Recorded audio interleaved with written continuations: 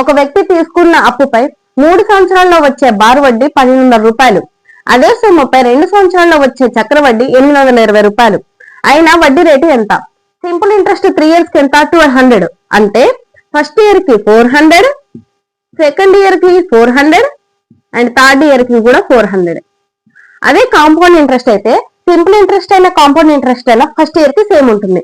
కాబట్టి first year కి 400, second year కి మాత్రం అసలు వడ్డీతో పాటు కొంత ఎక్కువ ఉంటుంది. అందుకే కాంపౌండ్ ఇంట్రెస్ట్ ని వడ్డీ మీద వడ్డీ అంటారు కదా. So 420 plus 400 820. కాబట్టి ఈ 400 కి ఎంత ఎక్కువ ఉంది? 20 రూపీస్ ఎగస్ట్రా ఉంది. ఓకే, 20. అసలు ఏమి తెలియకపోతే మనం ఏమనుకుంటాం? రేట్ ఆఫ్ ఇంట్రెస్ట్ 100% అనుకుంటాం కదా. 100 ఎంత?